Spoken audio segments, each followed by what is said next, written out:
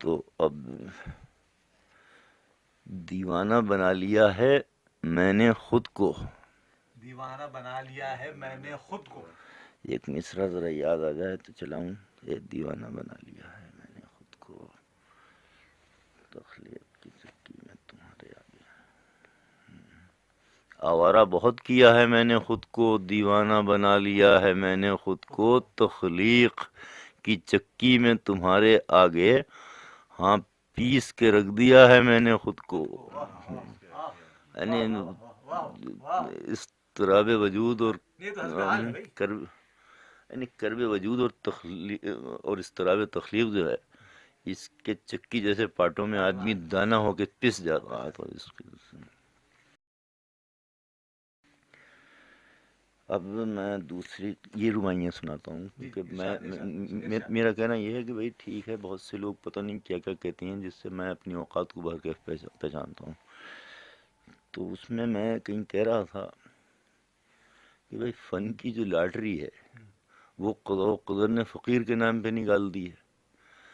تو یہ لاٹری کا سلسلہ سمجھانے کے سلسلے میں اور اپنے آپ کو اپنی اوقات میں رکھنے کے لیے، اور تو میں یہ بتا رہا تھا کہ بھائی لاٹری میں کوئی شرط نہیں ہوتی ہے کہ لاٹری میں فلپ ماؤنٹ بیٹن نے بھی مثلا ڈالی ہے، اور پرنس علی خان نے بھی اس میں لاٹری ڈالی ہے، اور کسی پوسٹ مین نے بھی ڈالی ہے، تو وہ پوسٹ مین کے نام پہ نکل سکتی ہے.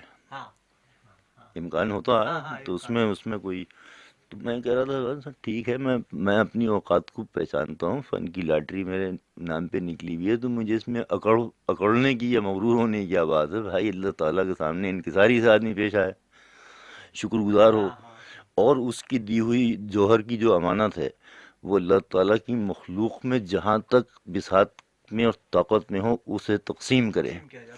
چنانچہ میں نے پچھلے زمانوں میں لاہور کے قیام میں کم سے کم 4.25 لاکھ بسم اللہ اللہ تعالیٰ کی مخلوق کو لکھ کے بانٹی ہوں گی. جو آ رہا، اب میں یہ سوچتا تھا کہ اگر کسی کو خدا نخواستہ انکار کر دوں تو یہ اللہ تعالیٰ کی دی ہوئی جوہر کی امانت میں خیانت ہو جائے گی. لیکن اگر کوئی سرمایہ دار آئے اور مجھ سے کہے کہ صادقین ایک نقطہ لگا دو، اور کیوں نہیں لگاؤ گے اس کے تم، اور وہ مجھے کچھ بھی دے تو میں اس کو کچھ اس طرح سے نکالا جائے گا وہ کہ ان میں زردار کو ان میں ہے حسینوں کی، ان میں ہے زردار کو محفل سے نکال اے ساقی، گل فن کے حسینوں ہی پہ ڈال اے ساقی، تصویریں انہیں بانٹ کے تصویروں کا سرچشمہ ہے ان کا ہی جمال اے ساقی. تو اب میں یہ کہہ رہا تھا کہ جیسے ابھی آپ سے کہہ رہا تھا کہ ڈاکیے کے نام پہ لاٹری نکلی آتی ہے. تو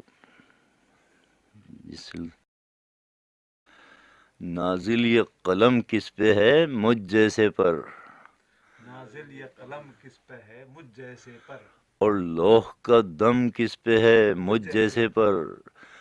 مولا کے کرم کا بھی نہیں کوئی اصول، مولا کے کرم کا بھی نہیں کوئی اصول، مولا کا کرم کس پہ ہے مجھ جیسے پر.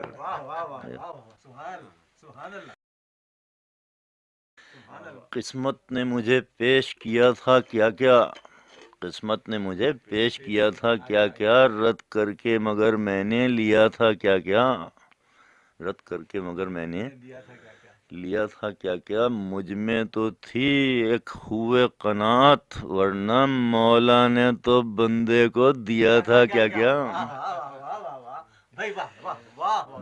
مولا نے تو بندے کو دیا تھا کیا کیا.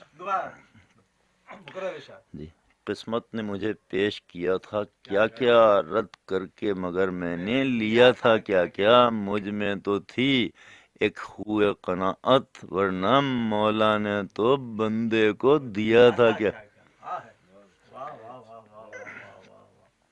قسمت نے، ہاں یہ قسمت نے مجھے پیش، ساقی نے ہمیں ساغر جم بخشے ہیں، ساغر جم بخشے ہیں، ہاتھوں میں سیاہ زلف کے خم بخشے ہیں، ہاتھوں میں سیاہ زلف کے خم بخشے ہیں. مولا نے حسینوں سے وفا کے بدلے مولا نے حسینوں سے وفا کے بدلے دنیا میں ہمیں لوح و قلم بخشے ہیں. کی محمد سے وفا تو نے تو ہم تیرے ہیں. یہ جہاں چیز ہے کیا لوح و قلم تیرے ہیں. اس روائی کا شجرہ جو ہے وہ اقبال کی جواب شکوہ کی اس آخری بیت سے جا کر مل جاتا ہے.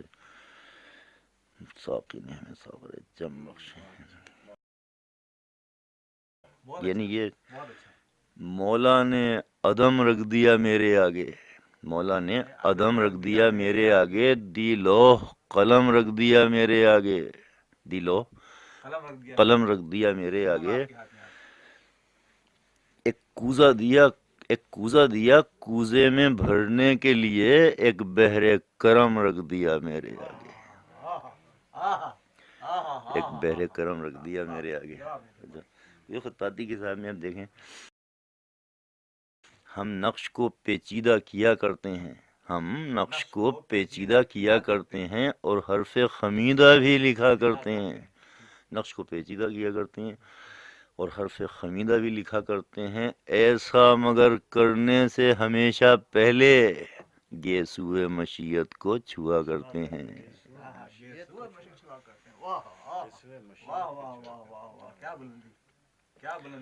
ایسا مگر کرنے سے ہمیشہ پہلے گیسوئے مشیت کو چھوا کرتے ہیں.